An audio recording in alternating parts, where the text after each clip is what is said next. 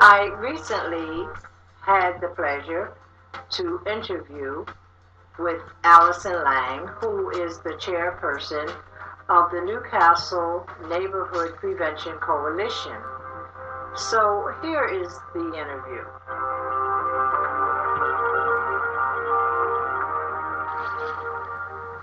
Alyson, I understand you are the chairperson of the Newcastle Neighborhood Coalition Prevention Organization. Could you tell me a little bit about that organization? Yes, I would. And thank you, by the way, for inviting me on, and congratulations on your new show. Thank you. It's really exciting. The Newcastle County Neighborhood Prevention Coalition is a partnership formed thanks to funding from the Division of Substance Abuse and Mental Health.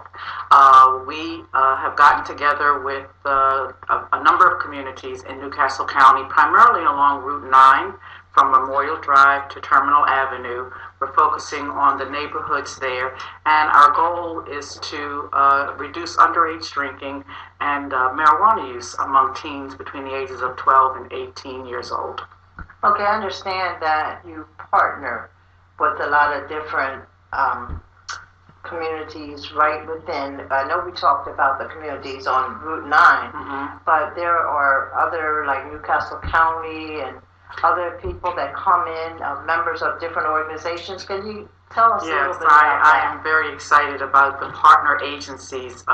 We have both individuals and we have people from various organizations that are members of our coalition, and they include, thankfully, yourself on behalf of Tom Gordon, the County Executive Office. We also have Newcastle County Police, Canaan Baptist Church, Rose Hill Community Center, the Boys and Girls Club at Rose Hill, which is the Newcastle Boys and Girls Club, partner agencies. Herman Holloway is one of our cherished members. We have the Community Housing and Empowerment Coalition run by Penny Dryden.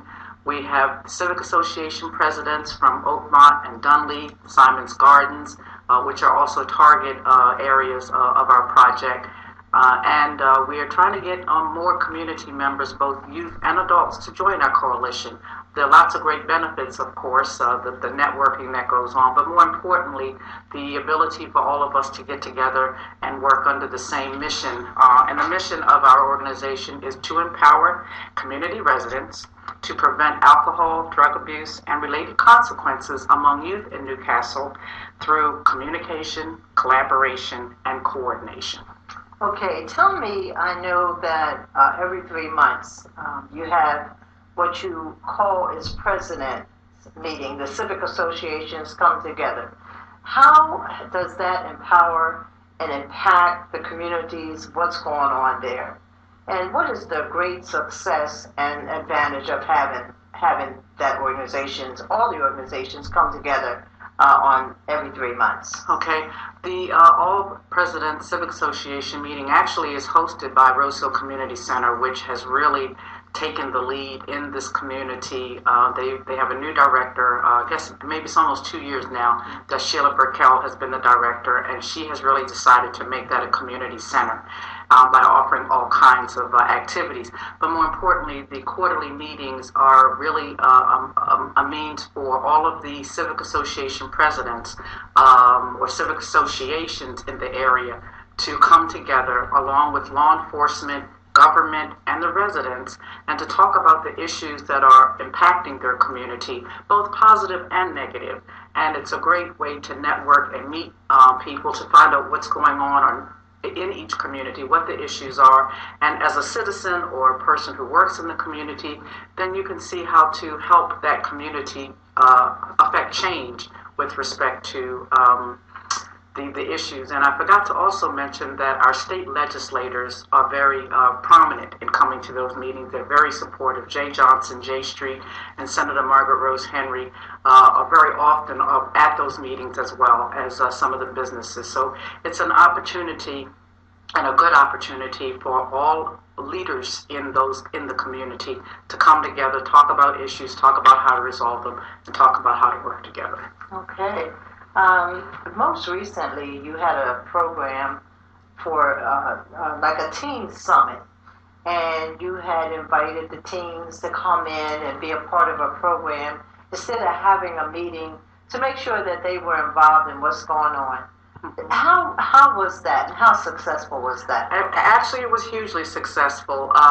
The event technically is called a town hall meeting, and as a person who does a lot of community events, and I'm sure, and you run around, I can't imagine how many meetings you attend, but whenever I do something, especially when I want the community to support it or be involved in it, I do my best not to use the word meeting because it's kind of a turn-off. Mm-hmm. So in terms of the industry around substance abuse prevention, it's technically called a town hall meeting, and we decided this year to have our town hall meeting in connection with the national initiative called the National Week of Prevention.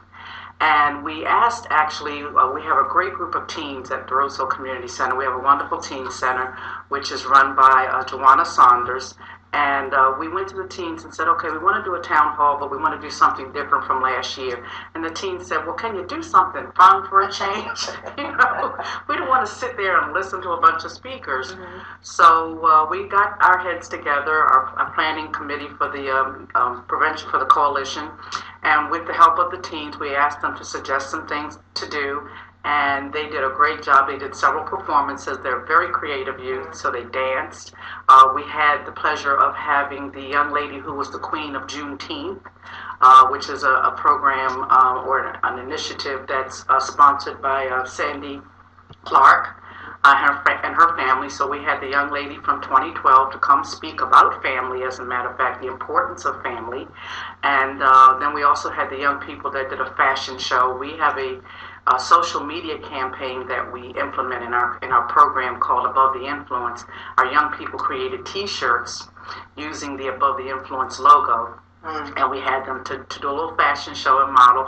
And more importantly, we did prevention games. We had a game, we took the Jeopardy game that people see on TV and used information related to alcohol, tobacco, and drugs, and had people play, we called it ATOD Jeopardy. ATOD stands for alcohol, tobacco, and other drugs. And then we, knowing that kids like basketball, instead of just letting them play basketball, we had a game where they had to answer a true-false statement. And if they got the question correctly, they got a chance to shoot the basketball. Right.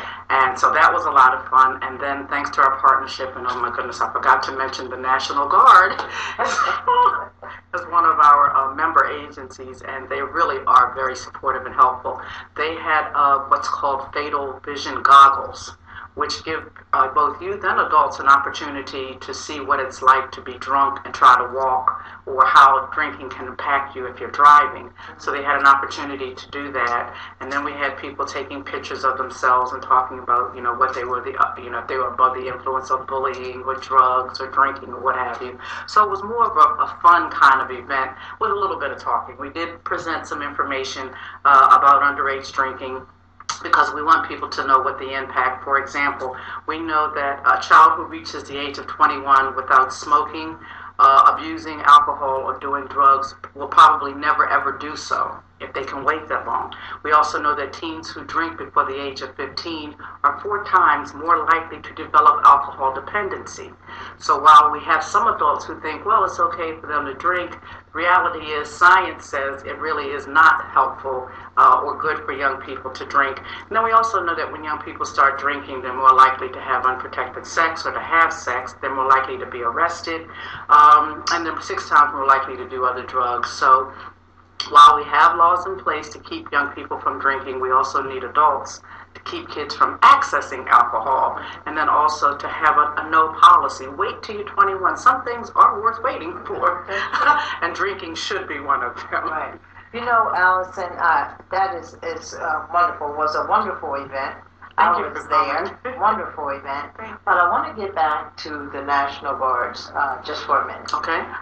In order for anything to be successful, there are sometimes you have to have someone to come in and tell you what areas need to be addressed and all. Mm-hmm.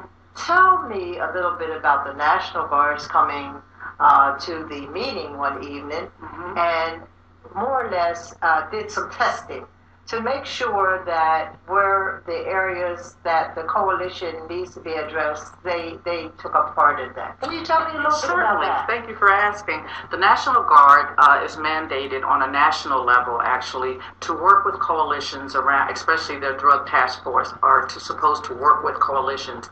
And what the National Guard did was develop an evaluation system, and it's called Kaizen.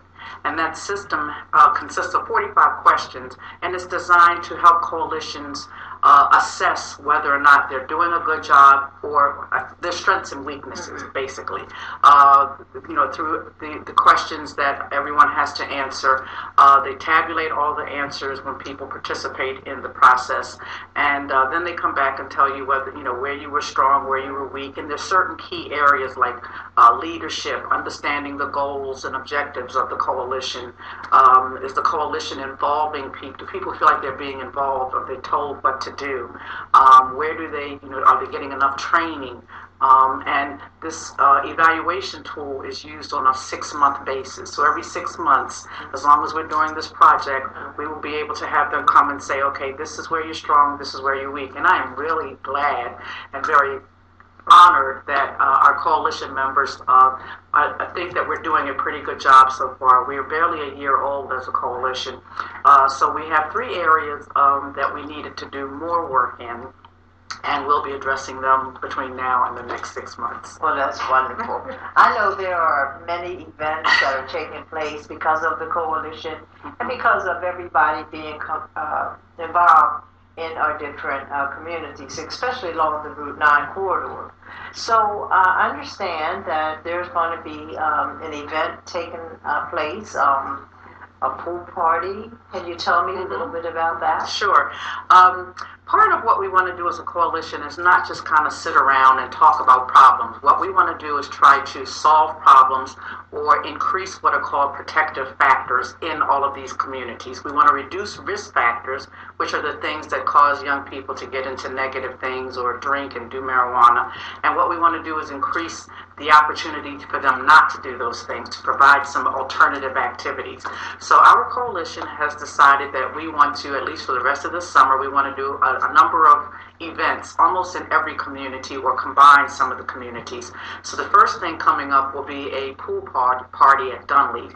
Right now, we're tentatively scheduling it for August the 2nd. And I've got a couple more things I've got to do to coordinate that. So I'm really hoping that that date will stick. If not, we will still do it anyway. It just may not be August the 2nd. Holloway Terrace is going to combine with Mayview Manor. And we're going to do a community day, maybe a movie night there, so that we get the young people to come out, focusing primarily on teens and their parents. We want to strengthen the relationship between teens and parents, because research also shows that when a parent knows what their child is doing and is more engaged in the child's life, the child's less likely to get involved in negative behaviors. And then the other communities, we're going to call it Dinner and a Movie. Some people may be familiar with an organization called At the King's Table, which is founded by James Parker. And At the King's Table likes to set up, provide free dinner or provide free food or meals for any community. And so we've invited them to partner with us. So we're actually going to be doing Dinner and a Movie. We're going to have the King's Table serving anyone from the community who comes to our event prior to the movie. The movie will probably start about 7:30, and we have this huge inflatable screen that we're going to set up to show movies, and then have a little dialogue about what happened with the movie, talk a little bit about the purpose of us getting together, which is to provide alternatives to drinking and drugs in our community, bringing families together. And then we also hope that we'll be able to collect some data from our communities to get their understanding and their perception of the risk and negative things going on in community, and then to see what we can do ultimately to help them. So these community nights, so far in terms of what we actually have scheduled, I know that on August the 12th, we're going to partner with Dunleavy again and include Arbor Place with the Dunleavy situation for dinner and a movie. Dunleith is getting ready to do every Monday for the month of August. They're going to be doing line dancing in the park. And so we're going to partner with them. So after the line dancing, we'll go right into the movie. And we're going to do that on Monday, August the 12th. Oakmont is going to let us do dinner and a movie at the Oakmont Park. And we're going to include Rose Hill Gardens with that effort. And so far right now, I'm also looking that on August the 30th, that we'll be able to do dinner and a movie at the Garfield Park, which would target Overview and Garfield residents. And so we still have to schedule a couple of more. I'm hoping that either Canaan or Bolarama will let us use their parking lot, and we'll be able to do a dinner and a movie for the people who live right on Newcastle Avenue, especially those who may be in transitional housing, who may need some support in terms of, more productive activities for them. So I'm really looking forward to all of our communities getting involved in this project, and anyone can come, but we want people to know that we're targeting specific communities to participate in this. I want to ask you about, you also are the president or the chairperson of Each One Teach One. Yes, ma'am. Now, Mrs. Burkle, Sheila Burkle, wonderful, wonderful person. Mm-hmm. I want you to speak about her as far as being the director at Rose Hill, and all the wonderful programs now that are taking place, because you're there the majority of the time. So speak on some of the wonderful programs that's taking place at Rose Hill. Okay. Well, I'm the founding director of Each One Teach One. So very quickly, we are a health education agency. We specialize in educating and entertaining people simultaneously. We think that learning should be fun. And we've been located at the Rose Hill Community Center for the past 4 years, of which Sheila Burkell has been the director for the past 2 years. And I'm really proud of what the sister has done. I'm really a proud resident of that facility. She makes all of the people who rent space from her feel very welcome. I remember one Valentine's Day, she actually brought in a masseuse and allowed anyone who was renting from her to go get a little massage in the middle of the day.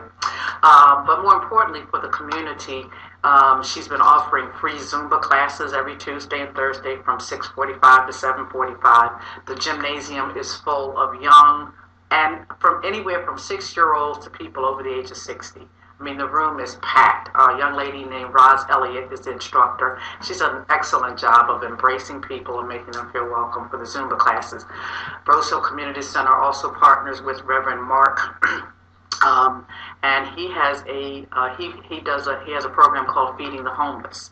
So every Tuesday and Wednesday from 3 to 6 p.m., anybody from anywhere can come to Rose Hills Senior Center and sit down and be served a hot meal, beverage, salad, dessert, and then they may even be able to take some food home with them. Reverend Mark, has some little things that people can take with them. We also have a Holy Trinity food closet. So every Monday evening and Tuesday morning, people who are in need of more food for their family can come get free food from the food closet. The center also has two sort of fitness places. One room has all of the cardio equipment like a treadmill, elliptical machine, bicycle. Another room has weights. So anyone can come get a free ID card and come to the fitness center, and it's available and open from 7 a.m. until 7 p.m. Monday through Friday, and I think it might be open on Saturday mornings. I'm not quite sure what those hours are because I try not to work on Saturday. Yeah, right. We have a wonderful husband and wife there with a company called SOS, which stands for Solutions on Call.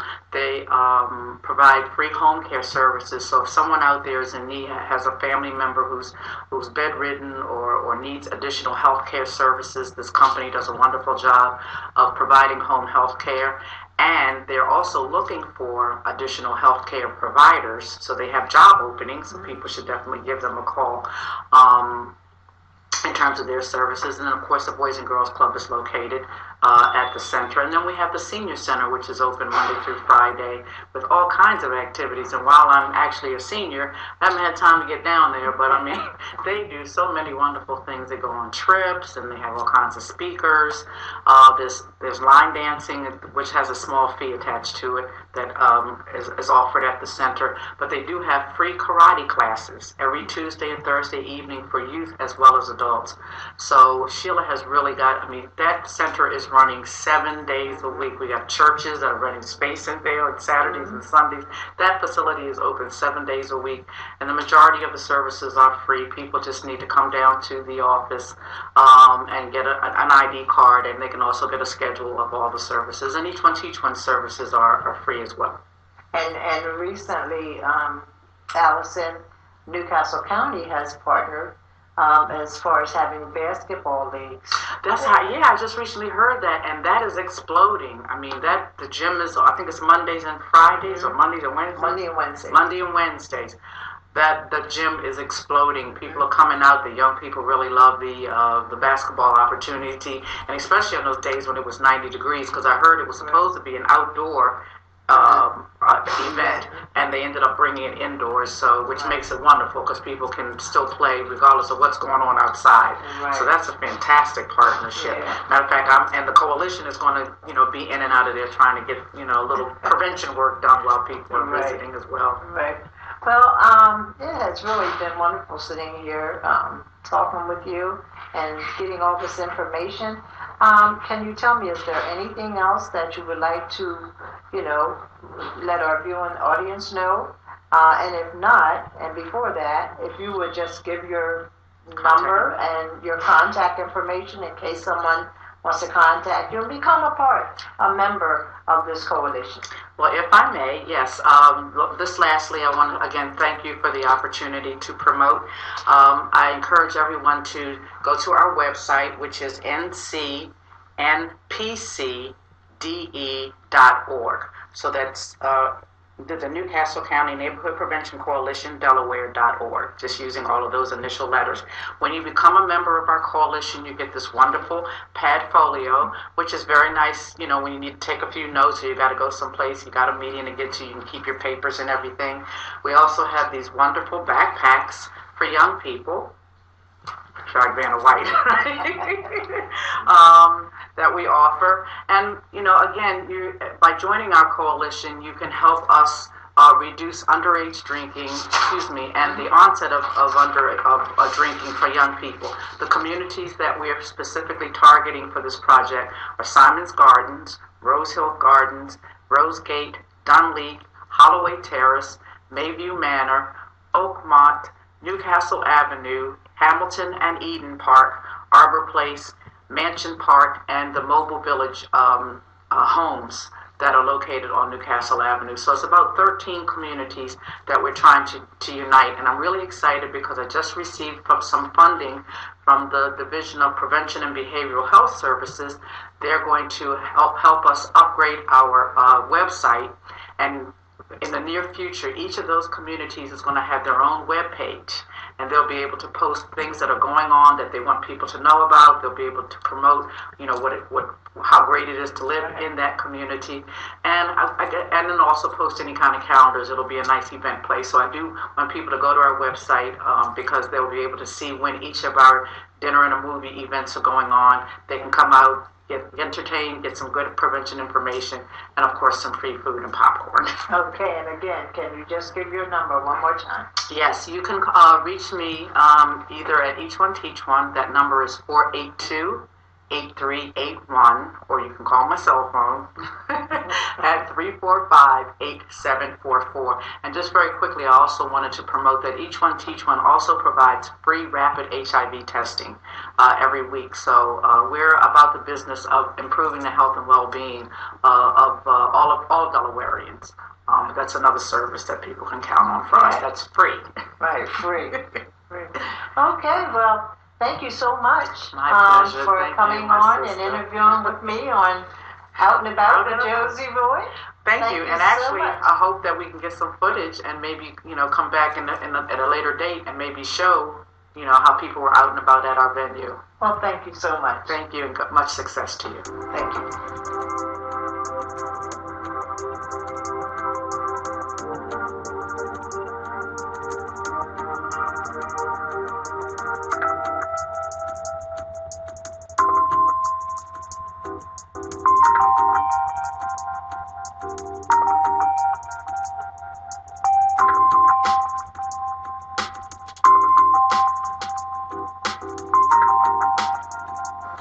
Well, I want to personally thank Alyson Lang for coming on my program today. And one thing that I do want our viewing audience to remember is, again, she is the chair for the Newcastle County Prevention Coalition. And I want to make sure that the 13 target Route 9 communities, please stay informed. And those include Simon's Gardens, Rose Hill Gardens, Rosegate, Dunleaf, Holloway Terrace, Mayview Park, Newcastle Avenue, Eden Park, Hamilton Park, Oakmont, Arbor Place, Mansion Park, and the Mobile Village Homes. Please make sure you become involved with the Newcastle County Prevention Coalition and get information that is needed that is pertaining to your developments and community. Again, thank you so much for tuning in with Out and About with Josey Roy, and I hope to see you again on next Saturday's program, 6 to 6:30 p.m.